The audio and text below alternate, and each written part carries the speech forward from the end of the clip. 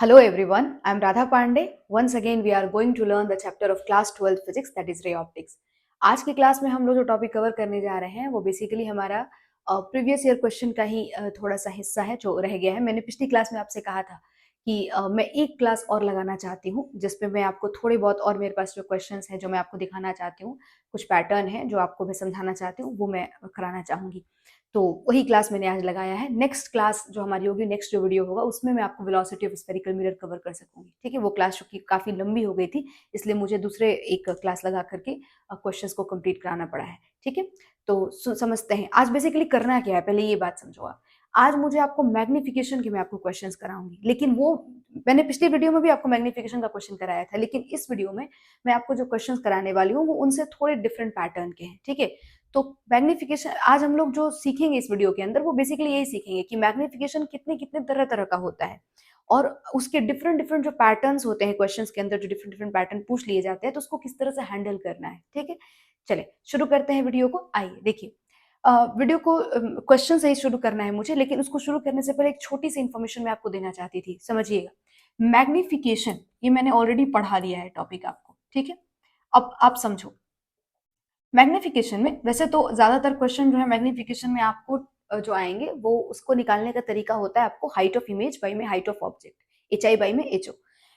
वो जो मैग्निफिकेशन आप वहां पे कैलकुलेट करते हो H I by H O, उसमें आपको कुछ चीजें हैं जो कंडीशंस हैं आपको याद रखनी है। सबसे पहली बात कि वहां पे जो ऑब्जेक्ट होता है वो प्रिंसिपल एक्सिस के परपेंडिकुलर होता है। ठीक है, कैसे रखते हैं हम लोग ऑब्जेक्ट, ध्यान से सुनना।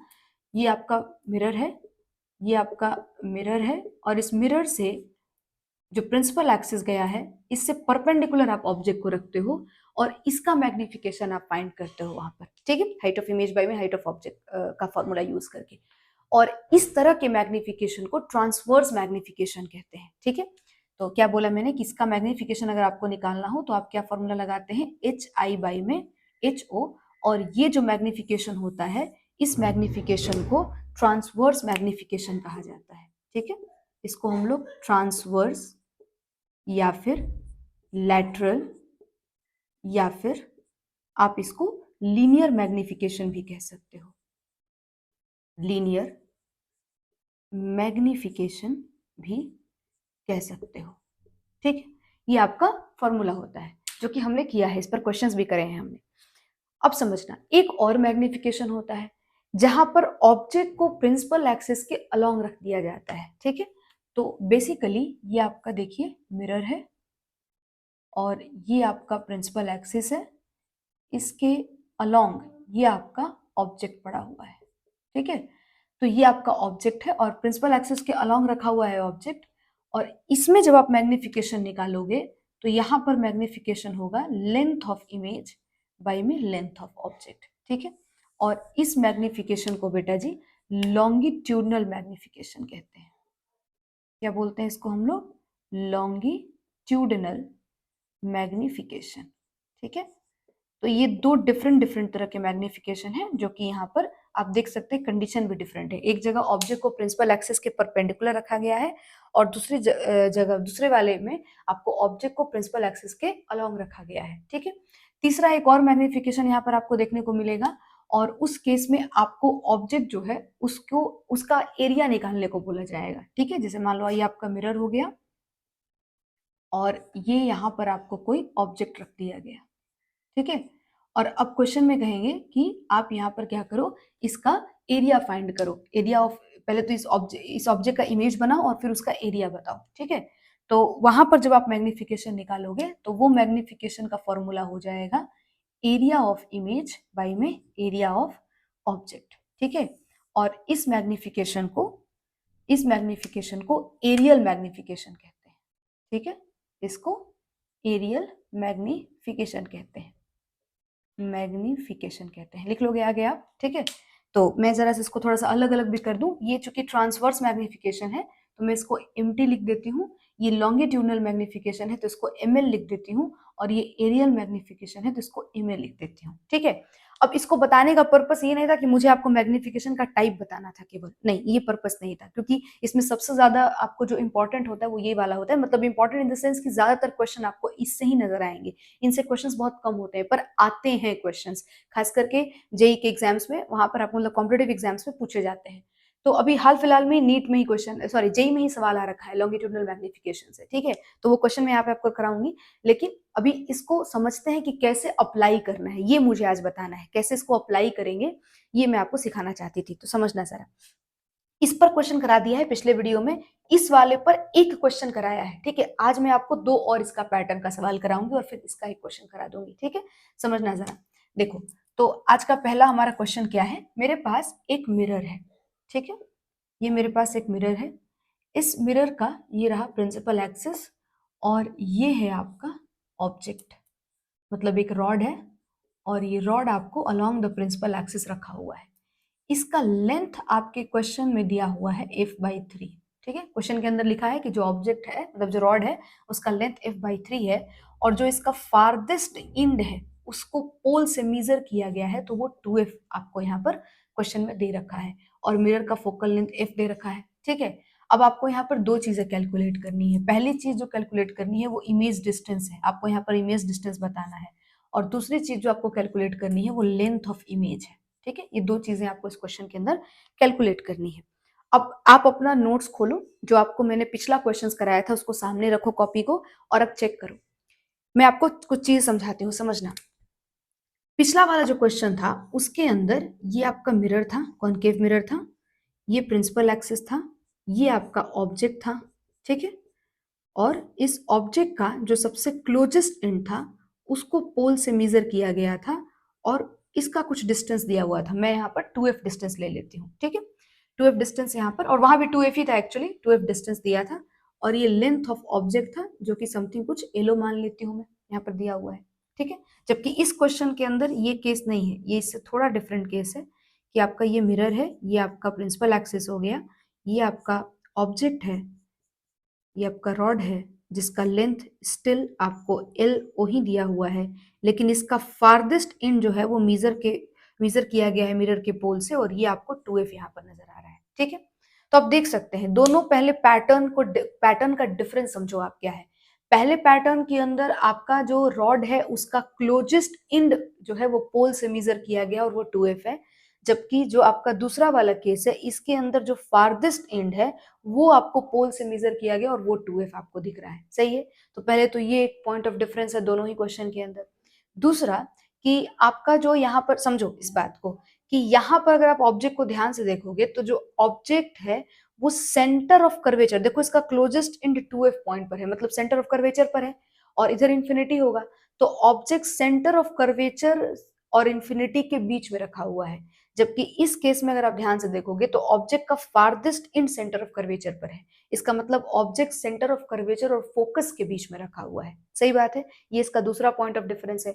तीसरा पॉइंट ऑफ डिफरेंस कि यहाँ पर जो इमेज बनेगा वो इमेज, चूंकि ऑब्जेक्ट सेंटर ऑफ कर्वेचर और इन्फिनिटी के बीच में है, तो इमेज यहाँ पर बनेगा सेंटर ऑफ कर्वेचर और फोकस के बीच में। सही है, जबकि यहाँ पर ऑब्जेक्ट सेंटर ऑफ कर्वेचर और फोकस के बीच में है, तो इसका इमेज बनेगा सेंटर ऑफ कर्वेचर और इंफिनिटी के बीच में। समझ में आया, ये थर्ड पॉइंट ऑफ डिफरेंस है।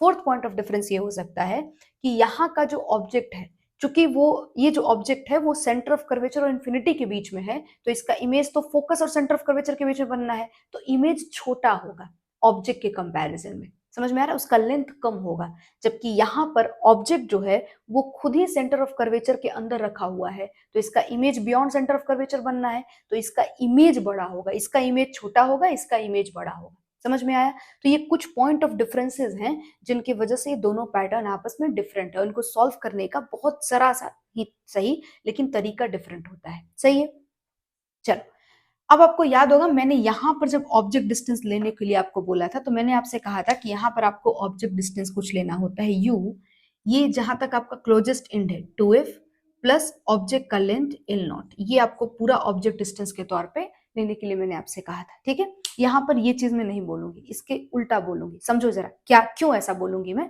पहले ये आपको बता देती हूँ।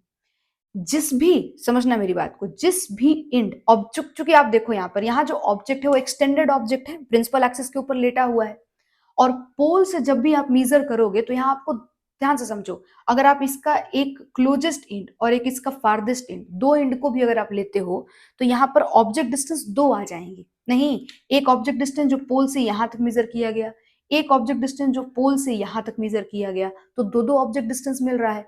तो आपको ध्यान रखना है कि क्वेश्चन में जहां तक का भी, जिस इंड तक का डिस्टेंस क्वेश्चन में दे दिया है वो तो ठीक है, आपको वो इंड वहां पर लेना पड़ेगा जो आपको नहीं दिया हुआ है। बात समझ में आई क्या बोला मैंने? मतलब यहां पर आप देख लो, क्लोजेस्ट इन तक का डिस्टेंस तो खुद ही गिवन है क्वेश्चन के अंदर, 2f होगा। तो आपको फार्देस्ट इन तक का डिस्टेंस, ऑब्जेक्ट डिस्टेंस आपको पता करना पड़ेगा, ठीक है, तभी ये क्वेश्चन सॉल्व हो पाएगा प्रॉपरली, ठीक है, नहीं तो बहुत झमेला होगा। समझ रहे हो बात को? इस वाले क्वेश्चन में आपको फार्देस्ट इन तक का डिस्टेंस दिया हुआ है 2f, तो इसमें आप क्लोजेस्ट इन तक का जो ऑब्जेक्ट डिस्टेंस है वो आप यहाँ पर फाइंड कर लो। समझ में आया दोनों में किस तरीके से बढ़ेंगे? तो अब यहाँ पर आपको जब ऑब्जेक्ट डिस्टेंस लेना था, तो चूंकि क्लोजेस्ट एंड दिया हुआ था तो फार्देस्ट एंड तक का distance 2f plus L not ले लिया, चूंकि ऑब्जेक्ट डिस्टेंस नेगेटिव होता था तो माइनस साइन के साथ ले लिया।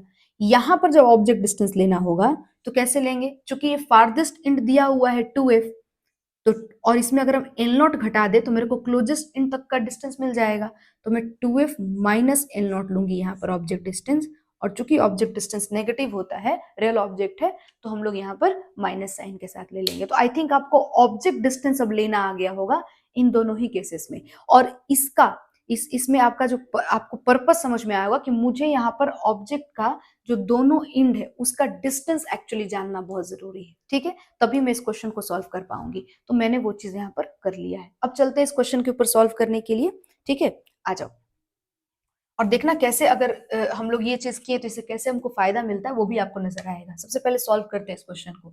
यहाँ पर ऑब्जेक्ट डिस्टेंस की वैल्यू अब आप बता दो कितना होना चाहिए, तो ये वैल्यू हो जाएगा 2f माइनस f/3, ठीक है, यहाँ से यहाँ तक की दूरी 2f है और यहाँ ये डिस्टेंस f/3 है, तो यहाँ से यहाँ तक का दूरी मिल जाएगा, और ये चूंकि नेगेटिव होगा ऑब्जेक्ट डिस्टेंस है तो अब इसको आप कर लो कैलकुलेट, तो माइनस साइन को बाहर ही छोड़ दो, तो ये 3 2 जा 6 f माइनस एफ बाई में 3, ठीक है, कुछ यही वैल्यू आएगा माइनस 5f बाई में 3, ये आपका ऑब्जेक्ट डिस्टेंस आ गया, ठीक है।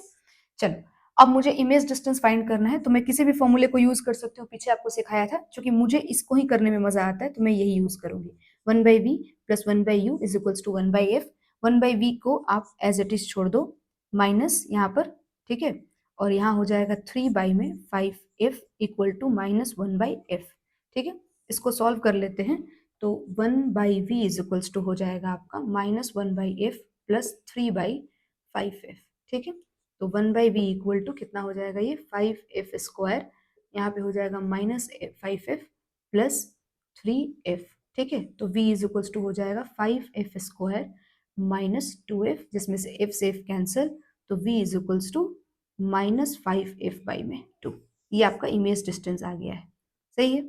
चलो इमेज डिस्टेंस हमने निकाल लिया, 5f बाई 2 आया हुआ है। अब पहले एक चीज समझो, आपका इमेज डिस्टेंस कैसा आया है, नेगेटिव, मतलब इमेज कैसा बना है, रियल, है ना, और इमेज जब रियल होता है तो मिरर के फ्रंट में बनता है, मतलब मिरर के सामने बनेगा। हम भी कब से यही बात कह रहे थे, हम लोग भी तो यही बात कह रहे हैं भाई, हम लोग भी तो यही कह रहे हैं ना कि ऑब्जेक्ट चूंकि सेंटर ऑफ कर्वेचर के अंदर रखा हुआ है तो इमेज सेंटर ऑफ कर्वेचर के बियॉन्ड बनेगा, सेंटर ऑफ कर्वेचर और इन्फिनिटी के बीच में बनेगा और बड़ा बनेगा। तो देख लो आपका इमेज डिस्टेंस आपको मालूम चल गया कि ये जो होगा वो आपका क्या होगा भाई, तो वो फ्रंट ऑफ द मिरर बनेगा, ठीक है। दूसरा कि आप समझ भी रहे हो, ऑब्जेक्ट डिस्टेंस आपका 5f/3 था, तो और ऑब्जेक्ट कहां तक आपने, अगर इसका मैं नाम लिख दूं जरा देखो, अगर मैं इसको a लिख दूं तो ये मेरा b है, ठीक है। अब जो एंड सेंटर ऑफ कर्वेचर पर है वो तो आपको सेंटर ऑफ कर्वेचर से ही आपका यहाँ पर फॉर्म हो जाएगा। अब इधर अगर मैं इसको, क्योंकि मुझे इस बात का हमने पता कर लिया कि भाई ये इन्फिनिटी के बीच, सेंटर कर्वेचर और इन्फिनिटी के बीच में बनेगा, तो कुछ इधर बनेगा, और ये हमारा इमेज वाला रॉड होगा, मतलब वो ऑब्जेक्ट हो गया, ये इमेज हो गया, समझ में आ रहा है। अब इसका नाम अगर लिखना है तो इस इमेज का नाम ये बी डैश होगा, और ये वाला चीज पलट गया तभी तो इन्वर्टेड इमेज बोलोगे आप, तो ये वाला ए डैश हो गया। और चूंकि ऑब्जेक्ट डिस्टेंस यहां तक आपने लिया था, ये डिस्टेंस यहां तक है, तो तो इमेज डिस्टेंस भी यहाँ तक होगा, ये पिछली क्लास में भी कहे थे ये बात, है ना। और देख लो ये 5f/3 है और ये 5f/2 है, तो कौन सा डिस्टेंस बड़ा है? श्योरली ये वाला डिस्टेंस बड़ा है। तो देखो ये डिस्टेंस आपका आ गया है यहाँ पर, ये डिस्टेंस आपको यहाँ पर इमेज डिस्टेंस आ चुका है, कितना है? 5f/2 है। कोई दिक्कत समझ आई आपको बात मेरी? चलो अब यहाँ पर हम लोग इमेज जो है आपका मालूम चल गया है नेचर उसका, आप यहाँ पर इसका इमेज का नेचर लिख भी सकते हो कि इमेज जो है वो रियल है और इन्वर्टेड है। सब कुछ दिखा भी दिया मैंने आपको, रियल और इन्वर्टेड किस तरह से है, ठीक है। अब समझो जरा, लेंथ ऑफ इमेज निकालना है, ठीक है। तुम देखो लेंथ ऑफ इमेज कैसे निकालोगे। Length of image equal to, देखना जरा, यहां तक का डिस्टेंस तुमको मालूम है 5f/2 है, और यहां तक का डिस्टेंस ऑलरेडी क्वेश्चन में दिया हुआ था 2f, और मेरे को यही वाली चीज जाननी है। तो मैं अगर यहाँ पे, मुझे साइन से कोई लेना देना नहीं है ना, क्योंकि मुझे डिस्टेंस फाइंड करना है, मतलब लेंथ फाइंड करना है, लेंथ तो नेगेटिव होता नहीं है। तो 5f/2 है ना, माइनस 2f, ठीक है। तो मैं इसको सब्ट्रैक्ट कर लूंगी तो कितना हो जाएगा, ये 5f minus 4f/2 that is f/2, ठीक है। तो मेरा लेंथ ऑफ इमेज आ गया f/2। और तुम बताओ, जो आपका ऑब्जेक्ट का लेंथ है वो f/3 है और लेंथ ऑफ इमेज कितना आया, f/2 आया, तो श्योरली ये बड़ा भी है ना। तो आप बताओ, कब से हम लोग यही बात कब से डिस्कशन भी कर रहे थे कि हाँ भाई मैग्नीफाइड इमेज होएगा, है ना। देखो मैग्नीफाइड इमेज हो गया आपका। कोई प्रॉब्लम है? समझ आई आपको बात किस तरह से हम लोगों ने फाइंड किया यहाँ पर इस क्वेश्चन को, ठीक है। अब मेरी बात एक और सुनो ध्यान से, तुम बताओ, अगर मेरे को यहाँ पर इमेज डिस्टेंस यहां तक का नहीं पता होता, तो क्या कभी भी मैं यहां तक के डिस्टेंस को सब्ट्रैक्ट करके इमेज लेंथ निकाल पाती? अगर मुझे, तुम सोचो, यहां तक का इमेज डिस्टेंस मुझे पता नहीं होता, और यहां तक का इमेज डिस्टेंस निकालने के लिए, ए डैश तक का इमेज डिस्टेंस निकालने के लिए ए तक का ऑब्जेक्ट डिस्टेंस भी पता होना चाहिए था। इसीलिए मैंने ये यहां तक का ऑब्जेक्ट डिस्टेंस नहीं लिया। आई थिंक तुमको मेरी बात समझ आ रही होगी क्यों मैंने ये पूरा ऑब्जेक्ट डिस्टेंस के तौर पे नहीं माना, मैंने यहां तक ही ऑब्जेक्ट डिस्टेंस लिया, ताकि मुझे इमेज डिस्टेंस में यहां तक का दूरी मिल जाए, और फिर मैं यहां तक का डिस्टेंस, सेंटर ऑफ कर्वेचर वाला पार्ट तो सीधे उसी के नीचे बन जाएगा, और उसके बाद वाला जो लेंथ है वो मुझे मालूम चल सके। जब मुझे यहां तक का लेंथ पता होगा तब मैं यहां तक का डिस्टेंस घटा करके इमेज ऑफ लेंथ निकाल पाऊंगी, ठीक है। इमेज ऑफ लेंथ नहीं, लेंथ ऑफ इमेज में निकाल पाऊंगी। समझ में आया ये बात? तो ये इसकी वजह से मैंने इस ऑब्जेक्ट डिस्टेंस को ज्यादा प्रेफर किया इन कंपैरिजन टू इस वाले। समझ आई तुमको मेरी बात, मैंने क्या बोला? अब ऐसा ही ऑब्जर्वेशन तुम जो क्वेश्चन पिछले वीडियो में किए थे, इस तरह का ही सवाल था वो, बस उसमें ऑब्जेक्ट डिस्टेंस जो था तुम्हारा वो फार्देस्ट एंड तक का नहीं, क्लोजेस्ट एंड तक का दिया हुआ था, उसमें भी ऑब्जर्व करके देखना, उसमें भी सेम सिचुएशन है। अगर तुम वहां पे फार्देस्ट क्लोजेस्ट एंड तक का डिस्टेंस दिया हुआ है, अगर तुम फार्देस्ट एंड तक का डिस्टेंस नहीं निकालोगे तो वहां भी आंसर आपका नहीं आ पाएगा। समझ आ रहा है? तो इसलिए इस तरह के क्वेश्चन का पैटर्न कैसे इसको सॉल्व करना है, ये आई थिंक आपको समझ में आ गया होगा, कि जब भी क्लोजेस्ट इन तक का डिस्टेंस दिया हो तो फार्देस्ट इन तक के डिस्टेंस को ऑब्जेक्ट डिस्टेंस के तौर पर ले लो, और जब भी आपका फार्देस्ट इन तक का डिस्टेंस दिया हो तो क्लोजेस्ट इन तक के डिस्टेंस को आप ऑब्जेक्ट डिस्टेंस के तौर पर ले लो, और फिर उसके बाद क्वेश्चन को सॉल्व करो, आपका इजीली इमेज डिस्टेंस भी निकल जाएगा, और जो भी डेटा आपको वहां पर दिया रहेगा, आपका लेंथ ऑफ इमेज भी निकालना वो भी निकल जाएगा, ठीक है। Lateral magnification, sorry longitudinal magnification कहेगा तो वो भी निकाल लोगे, लेंथ ऑफ इमेज भी मालूम है तुमको और लेंथ ऑफ ऑब्जेक्ट भी पता है, कैलकुलेट करके निकाल लेना अगर लॉन्गिट्यूडनल इमेज पूछेगा तो। आई थिंक आपको क्लियर हो गया होगा ये क्वेश्चन, ठीक है। अब मैं आपको एक और सवाल कराती हूँ, ठीक है, वो इनसे भी अलग है, लॉन्गिट्यूडनल ही मैग्निफिकेशन का क्वेश्चन है वो, लेकिन वो इनसे डिफरेंट है, ठीक है। मैं ये सब साफ करूंगी, हटा दूं। चलो देखना जरा, ये आपका सेकेंड नंबर क्वेश्चन, ठीक है, समझना इसको भी। ये आपका रहा कॉनकेव मिरर, फिर से, ठीक है। ये आपका प्रिंसिपल एक्सिस है, ये आपका ऑब्जेक्ट है, ये आपका ऑब्जेक्ट है, और इस ऑब्जेक्ट का लेंथ जो है वो 10 सेंटीमीटर क्वेश्चन में दिया हुआ है, ठीक है। और क्वेश्चन में आपका जो मिरर है उसका फोकल लेंथ 20 सेंटीमीटर है, और इस ऑब्जेक्ट का जो ये आपका रॉड है, इस रॉड का जो मिड पॉइंट है ये पोल से मीजर किया गया है, तो ये डिस्टेंस आपको मालूम चला है कि भाई ये है 40 सेंटीमीटर की दूरी पर। कितना? 40 सेंटीमीटर डिस्टेंस पर है, मतलब कहीं ना कहीं इसका mid point centre of curvature पर रखा हुआ है। अब देख लो, जो सबसे पहला सवाल किया था हमने उसका closest and centre of curvature पर था, जो अभी मैंने क्वेश्चन कराया उसका farthest and centre of curvature पे था, ठीक है। और अब जो मैं क्वेश्चन करा रही हूं इसमें इसका mid point centre of curvature पर है।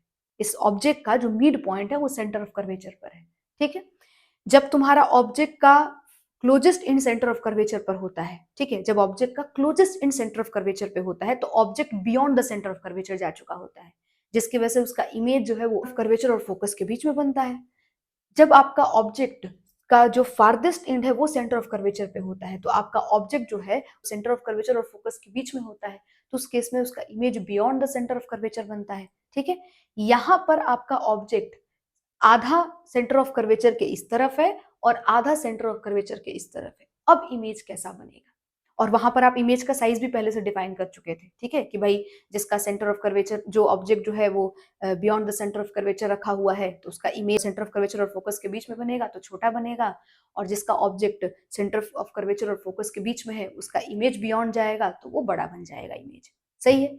यहां पर देखना आप कितना इंटरेस्टिंग चीज होगा, ठीक है, ये इंटरेस्टिंग है क्वेश्चन, अब इसको देखना, और ये एक प्रीवियस ईयर क्वेश्चन है, जेई का हाल फिलहाल का सवाल भी है, ठीक है, लैंग्वेज नहीं लिखा है मैंने लेकिन क्वेश्चन यही है, ठीक है। चले सॉल्व करने, सारा डेटा हमने यहाँ पर लिख लिया, अब कैसे सॉल्व करेंगे इसको देखना।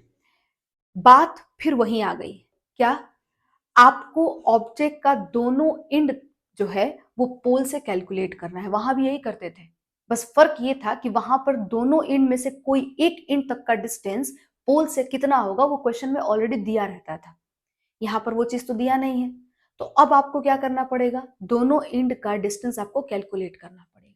तो देखो सबसे पहले तो दोनों एंड को मार्क कर लो, तो बताओ जरा, ये इसका क्लोजेस्ट एंड है और ये इसका फार्देस्ट एंड है ऑब्जेक्ट का, सही है, या फिर इसको बड़ा ए करने के बजाय छोटा ए कर लो, क्योंकि सी को देख के कंफ्यूज मत हो जाओ तो, ठीक है, सी सेंटर ऑफ कर्वेचर है भाई, है ना। चलो ए और बी कर लिया इस तरह से, ठीक है। तो मेरे पास ऑब्जेक्ट डिस्टेंस यूए, मतलब यहां तक का ऑब्जेक्ट डिस्टेंस कितना होगा भाई, तो बताना जरा, ये पूरा डिस्टेंस 2f है ना, और ये आपका एल है, ठीक है, ये डिस्टेंस एल बाई टू है और मुझे यहां तक का डिस्टेंस चाहिए, तो 2f में एल बाई टू घटा दे, नहीं समझ में आया, यहां तक जो डिस्टेंस है वो 40 सेंटीमीटर है और ये 10 सेंटीमीटर है, तो इसका मतलब ये 5 सेंटीमीटर, ये मिड पॉइंट है, क्वेश्चन में खुद ही लिख रखा है कि ये मिड पॉइंट है, क्वेश्चन के अंदर लिखा हुआ है कि मिड पॉइंट है, ऑब्जेक्ट का mid point centre of curvature पर गया हुआ है, तो अल्टीमेटली इधर 5 सेंटीमीटर है और ये 5 सेंटीमीटर अगर इस 40 में घटा दूंगी मैं तो ये आपको मिल जाएगा कि भाई ये 35 सेंटीमीटर होगा, तो वही बात हो गया कि मतलब 2f में आपको l बाई टू को सब्ट्रैक्ट कर देना है, ठीक है। तो देखना जरा 40 माइनस 5 है ना, 40 माइनस 5 कर दिया, और चूंकि ऑब्जेक्ट डिस्टेंस नेगेटिव होता है तो माइनस साइन ले लिया, माइनस 35 सेंटीमीटर, ठीक है। वहीं इसका दूसरा वाला जो ऑब्जेक्ट डिस्टेंस है, मतलब जो इसका सेकंड नेक्स्ट पॉइंट है, फार्देस्ट पॉइंट है, उसको देखो, तो उसको मैं लिख लेती हूँ यू बी, और वो कितना हो जाएगा, तो ये आपको 2f है और ये वाला वैल्यू 5 है, तो 2f plus L by two, यहाँ पे माइनस एल बाई टू, यहाँ पे प्लस एल बाई टू, तो मतलब यहाँ पे कितना हो जाएगा, ये 40 प्लस 5, क्योंकि ये वैल्यू 2f और f के टर्म्स में नहीं है, वैल्यू दिया हुआ है इसलिए मैं उसको यूज कर लेती हूँ, 40 प्लस 5, और चूंकि ऑब्जेक्ट डिस्टेंस नेगेटिव होता है तो ये हो गया माइनस 45 सेंटीमीटर, ठीक है। ये आपका यू भी आ गया, ये आपका यू ए आ चुका है, सही है। दोनों ही जगह पे फोकल लेंथ दिया हुआ है, अब आपको इमेज डिस्टेंस निकालना है, आओ निकालते हैं। V A is equals to कितना होगा, कैलकुलेट करते हैं, 1 अपॉन में वी ए माइनस 1 अपॉन में 35 is equals to minus 1 upon में 20, ठीक है, मिरर फॉर्मूला लगाया है हमने। 1 अपॉन में V A is equals to कितना हो जाएगा, माइनस 1 अपॉन में 20 प्लस 1 अपॉन में 35 इज इक्वल्स टू कितना हो जाएगा, 20 इंटू 35 है ना, माइनस 35 प्लस 20, ठीक है। अब ये हो जाएगा V A is equals to 20 into 35 upon में माइनस 15, 20 10 30 5 35 माइनस 15 आ जाएगा, ठीक है। अब इसको कटा लो, ये 5 4 जा 20, 5 3 जा 15, ठीक है, तो कितना हो जाएगा, ये 35 और 4, तो पंचों के 20 जीरो, और ये चरते 12 और 2 14, 140 बाई में 3, माइनस 140 बाई में 3, ये आपको वैल्यू आ जाएगा, इसको ब्रैकेट में मत करो, 140 बाई में 3 आपको वी ए का वैल्यू आ जाएगा, कोई दिक्कत नहीं है। चलो अब यहाँ पर निकाल लेते हैं वैल्यू को, फाइंड करते हैं 1 अपॉन में वी ए माइनस, ठीक है, 1 अपॉन में 45 is equals to minus 1 upon में 20, 1 अपॉन में V A equal to minus 1 upon में 20 प्लस 1 अपॉन में 45, तो 1 अपॉन में V A is equals to कितना हो जाएगा वैल्यू, 20 इंटू 45, और यहाँ हो जाएगा माइनस 45 प्लस 20, तो आपका V A is equals to हो जाएगा 20 इंटू 45 और ये हो जाएगा -25। ठीक है, तो 5 4 जा 20, 5 5 जा 25 और ये 5 9 जा 45 है ना, तो -36 हो जाएगा। सही है, ये भी सेंटीमीटर में है और ये भी सेंटीमीटर में, क्योंकि सारा डिस्टेंस सेंटीमीटर में है। ठीक है, ये दो वैल्यूज आपकी आ गई और दोनों इमेज डिस्टेंस ही है, देख लो। सही है, अब समझना, मतलब अब इसको थोड़ा सा ऑब्जर्व करो अपने फिगर में। ठीक है, जो आपका ए पॉइंट है वो बन रहा है -140/3। ठीक है, -140/3 मतलब समथिंग, ये वैल्यू जो है वो सोचकर देखो, ये कुछ आपको वैल्यू बन जाएगा 40 के आसपास में। ठीक है, 4 3 12 होता है, तो यहाँ पे इसको कटाओगे तो 40 पॉइंट समथिंग कुछ आएगा और 41 पॉइंट समथिंग कुछ आएगा, ऐसे कुछ वैल्यू आएगा। ठीक है, 41 पॉइंट नहीं, 46 पॉइंट समथिंग कुछ आएगा। ठीक है, इसको आप इसको डिवाइड कर ही दो, आप आओ डिवाइड करो जरा, कितना हो जाएगा ये, तो ये हो जाएगा 3 4 जा 12 और 2 और ये आपका वैल्यू हो जाएगा 46.6 सेंटीमीटर, -46.6 सेंटीमीटर। ठीक, सही है क्या, कि ये जो ए पॉइंट है ये बन रहा है आपको पोल से, ये पोल से डिस्टेंस आया है, ये ए पॉइंट बन रहा है 46.6 सेंटीमीटर पे। ठीक है, मतलब ध्यान से देखो कैसे, अभी इसको, इसका इमेज कैसे बनाएंगे, जैसे वहां पर जो भी इंड सेंटर ऑफ कर्वेचर पे रखा था वो इंड सेंटर ऑफ कर्वेचर पे ही बनता था, वैसे इसका mid point centre of object का mid point centre of curvature पे रखा है, तो ये जो पॉइंट है ना, ये पॉइंट इमेज का भी सेंटर ऑफ कर्वेचर पे ही बनेगा। समझ में आया क्या बात बोला मैंने, ये वाला जो पॉइंट है वो कहाँ बनेगा, सेंटर ऑफ कर्वेचर पे ही बनेगा। ठीक है, अब मैं इसका इमेज अगर बनाने जाऊं तो ध्यान से देखना, कुछ ऐसा इमेज होगा, और जो आपका -36, ये वी ए लिख दिया है मैंने हर जगह क्या, ओके सॉरी, इसको वी बी कर लो, V B V B V B. ठीक है, तो वी बी जो है आपका बन रहा है -36 पे, मतलब ये वैल्यू 35 है और ये 36, तो ये कुछ यहाँ तक का डिस्टेंस, सही है ना, ये वाला डिस्टेंस 35 है, तो कुछ ये डिस्टेंस 36 मान के चलते हैं। ठीक है, और ये 46 है, तो ये आपका कुछ ऐसा, ठीक है, यहाँ पर ऐसा कुछ इमेज बनेगा। अब ध्यान से देखो, आप मार्किंग करो जरा, जो ये है ऑब्जेक्ट का मिड पॉइंट, ये तो जस्ट नीचे बन गया। ठीक है, लेकिन ये जो पॉइंट है, ये पॉइंट अब बी डैश है और ये पॉइंट ए डैश है। समझ में आ रहा है, देख सकते हो, ए जो आपका इमेज डिस्टेंस है वो -46 पॉइंट है, मतलब पोल से 46 सेंटीमीटर, तो पोल से 46.6 सेंटीमीटर और यहाँ तक ही आपका 40 है, तो कुछ आगे ही बनेगा। ठीक है, और ये आपका 36 है, तो यहाँ तक आपका 35 है, तो 36 कुछ आगे यहाँ पर हो जाएगा। समझ में आया आपको बात। अब आपके मन में सवाल होगा कि मैम, जो इमेज का मिड पॉइंट है वो भी यही है क्या, नहीं नहीं नहीं, ध्यान से सुनना, ऑब्जेक्ट का मिड पॉइंट जो है वो इस सेंटर ऑफ कर्वेचर पे ही बना है, लेकिन वो इमेज का भी मिड पॉइंट है, ऐसा नहीं कह सकते। तो मैम ये कैसा इमेज बना है, समझो कैसा इमेज बना है, ये एक ऐसा इमेज बना है जो कि एसिमेट्रिकल है अपने सेंटर ऑफ कर्वेचर वाले पॉइंट से। मतलब पहले तुम्हारा देखो यहाँ पर, इसे थोड़ा सा इसको ऑब्जर्व करो जरा इस बात को, तब हम लोग लेंथ ऑफ इमेज निकालेंगे। जो यहाँ पर इमेज है, ऑब्जेक्ट के अंदर जो सी ए डिस्टेंस था, जो सी ए डिस्टेंस था वो 5 सेंटीमीटर था। ठीक है, और मैं लिखूंगी नहीं क्योंकि मुझे ये नहीं बताना है, जो सी ए डिस्टेंस था वो 5 सेंटीमीटर था और जो सी बी डिस्टेंस था वो भी 5 सेंटीमीटर ही था। लेकिन अब जो तुम्हारा सी ए डैश बना है वो बेटा बड़ा बना होगा। समझना, ये जो लेंथ है, पहले ये लेंथ 5 सेंटीमीटर, ये भी 5 सेंटीमीटर, पर अब ये जो सी ए डैश होगा वो बड़ा होगा, और वहीं सी बी डैश जो होगा, जो सी बी डैश होगा वो इस वाले सी बी से छोटा होगा, इमेज का सी बी डैश छोटा होगा इस इमेज वाले से। ठीक है, ऑब्जेक्ट वाले सी बी से। ठीक है, अब ऐसा क्यों, इसका भी जवाब देते हैं, लेकिन पहले ये चीज समझ में आया कि नहीं आया। ये सेगमेंट जो है सी ए सेगमेंट, ये सी ए सेगमेंट आपका छोटा हो जाएगा इस सी ए डैश सेगमेंट से। मतलब मैं यहाँ पे कह सकती हूँ क्या, मैं यहाँ पे कह सकती हूँ कि overall overall overall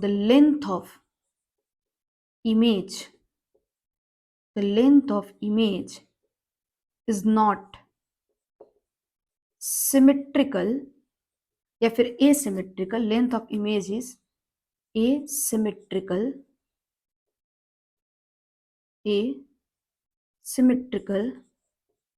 about the centre of curvature. Centre of curvature के अगर आसपास अगल बगल देखा जाए तो उसका लेंथ क्या है, एसिमेट्रिकल है। ठीक है, ये अब ऐसा क्यों, समझो। ऑब्जेक्ट का देखो, ऑब्जेक्ट का इतना हिस्सा सेंटर ऑफ कर्वेचर और फोकस के बीच में था, तो इसका इमेज तो डेफिनेटली सेंटर ऑफ कर्वेचर और इंफिनिटी के बीच में बनना था, और वो इमेज ऑब्जेक्ट के कंपैरिजन में बड़ा होना चाहिए था, वो हुआ भी है। जबकि यहां पर जो आपका ये हिस्सा है, सीबी वाला हिस्सा जो है, वो आपका सेंटर ऑफ कर्वेचर और आपके इंफिनिटी के बीच में मौजूद है, तो इस सेगमेंट का जो इमेज बनेगा वो सेंटर ऑफ कर्वेचर और फोकस के बीच में बनेगा, और वो हिस्सा, वो जो इमेज होगा वो छोटा होगा ऑब्जेक्ट से, जो कि बना भी, आपको दिख भी रहा है सीबी डैश छोटा है ना।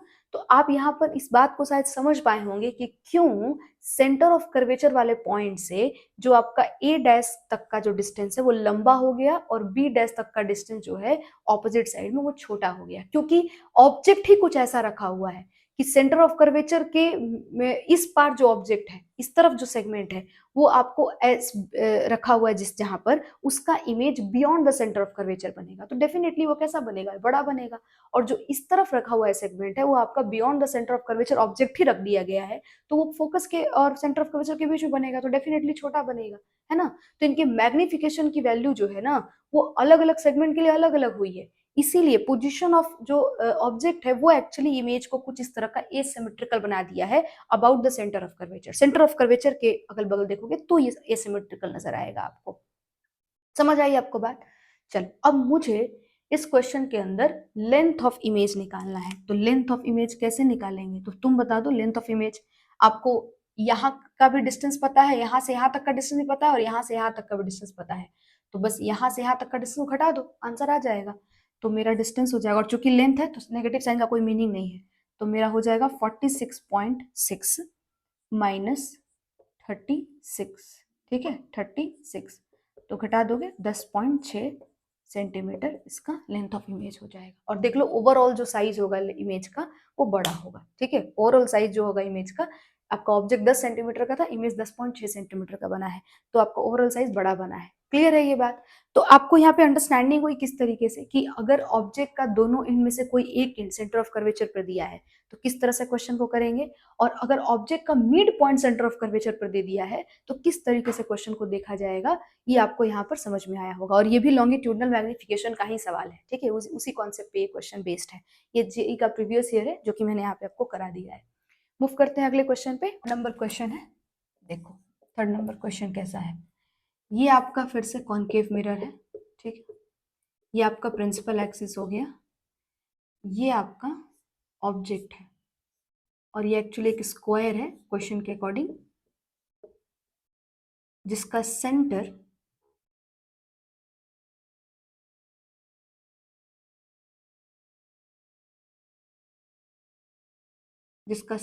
से पोल तक का जो डिस्टेंस है वो क्वेश्चन में दिया हुआ है 25 सेंटीमीटर, और ऑब्जेक्ट का जो साइड है वो 3 सेंटीमीटर है। ठीक है, फोकस का वैल्यू है 10 सेंटीमीटर। ठीक है, अब आपको क्वेश्चन के अंदर कुछ भी नहीं, सिंपल एक चीज निकालना है, find the area of image. Area of image आपको फाइंड करना है। ठीक है, कैसे करेंगे, मैंने यहाँ पे फॉर्मूला लिखा था, अब उसका डेरिवेशन भी होता है लेकिन कोई यूज नहीं है उस डेरिवेशन का आपको। ठीक है, तो इसलिए मैं उसमें नहीं जा रही हूँ। ठीक है, सीधे आपको बताती हूँ कैसे करेंगे। मैंने आपको बताया था magnification is equals to aerial magnification is equals to area of object by में एरिया ऑफ इमेज, यही होता है। अब ये जो एरियल मैग्निफिकेशन है ना, ये areal magnification actually transverse magnification के स्क्वायर होती है। मतलब क्या बोल रही हूं मैं कि आपका यहाँ पर वैल्यू होता है वी स्क्वायर अपॉन में यू स्क्वायर। ठीक है, एरियल मैग्निफिकेशन इक्वल टू होता है वी स्क्वायर अपॉन में U square. Transverse magnification minus V upon में यू होता है, उसका स्क्वायर कर दोगे तो माइनस वी का स्क्वायर वी स्क्वायर, और यू का स्क्वायर यू स्क्वायर, तो ये आपका वैल्यू आ जाएगा। मतलब ये ट्रांसवर्स मैग्निफिकेशन को स्क्वायर करोगे तो एरियल मैग्निफिकेशन आ जाता है। समझ में आया? उसका रिलेशन होता है आपस में। तो वी स्क्वायर अपॉन में U square is equals to area of image by में एरिया ऑफ ऑब्जेक्ट, ये आपका फॉर्मूला हो जाता है। तो इसको आप यहाँ पे इस तरह से इसको आप मार्क कर सकते हैं। चलिए अब मुझे निकालना है एरिया ऑफ इमेज। तो एरिया ऑफ इमेज हो जाएगा v स्क्वायर अपॉन में u square into area of object. अब मेरे को v पता करना पड़ेगा। सबसे पहले तो इमेज डिस्टेंस ही मालूम करना है। तो इमेज डिस्टेंस निकालने का तरीका 1 अपॉन में v प्लस 1 अपॉन में u is equals to 1 upon में f। 1 अपॉन में v को छोड़ दो, u के जगह पे आप कितना लिख लोगे, -25 इक्वल टू -1 अपॉन में 10। तो 1 अपॉन में v is equals to -1 upon में 10 प्लस माइनस, यहाँ पे माइनस हो जाएगा, इधर आ जाएगा तो प्लस हो जाएगा, 1 अपॉन में 25। तो 1 अपॉन में v is equals to value आ जाएगी 25 इंटू 10, यहाँ हो जाएगा -25, यहाँ हो जाएगा +10। तो v इज इक्वल्स टू हो जाएगा 25 इंटू 10 अपॉन में -15। ठीक है, ठीक है, 15 10 25 है ना। तो ये वैल्यू हो जाएगा 5 5 जा 25, 5 3 जा 15, तो -50 अपॉन में 3। ठीक है, v का वैल्यू आ गया -50 अपॉन में 3 सेंटीमीटर। रहने दो इसको। चलो अब v स्क्वायर स्क्वायर लगा लो। तो कैसे लगा लेंगे, -50 अपॉन में 3 है ना, इंटू -50 अपॉन में 3। v स्क्वायर है इसलिए कर लिया। u स्क्वायर करना है तो ऑब्जेक्ट डिस्टेंस -25 दिया हुआ है ना। तो आप -25 और यहाँ पे भी -25 लिख लिए, इंटू एरिया ऑफ ऑब्जेक्ट बता दो। 3 सेंटीमीटर एक साइड है और स्क्वायर है तो 9 सेंटीमीटर स्क्वायर हो जाएगा। ठीक है, और इनके तो कुछ यूनिट्स होंगे नहीं, सब आपस में कट ही चुके होंगे। तो माइनस साइन तो सारा सॉल्व हो गया, 2 और ये भी 2 और ये देखो यहाँ से 9 कट जाएगा। तो अल्टीमेटली वैल्यू आ जाएगी 4 सेंटीमीटर स्क्वायर, है ना। और एरिया ऑफ इमेज आपका फाइनली आ गया 4 सेंटीमीटर स्क्वायर। कोई दिक्कत नहीं है। तो आप देख सकते हैं आपका जो इमेज है उसका एरिया मालूम चल चुका है, वो 4 सेंटीमीटर स्क्वायर हो जाएगा। और कहाँ पर बनेगा, तो -50/3 मतलब रियल इमेज बनेगा आपका यहाँ पर। ठीक है, जो कि कोई इतना प्रॉब्लम नहीं है।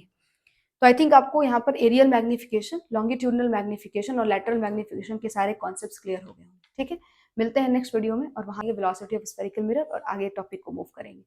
तो तब तक आप अपने सारे नोट्स कंप्लीट कर लीजिएगा, सब कुछ रिवाइज कर लीजिएगा और थोड़े से क्वेश्चन भी जरूर प्रैक्टिस कर लीजिएगा। Thank you.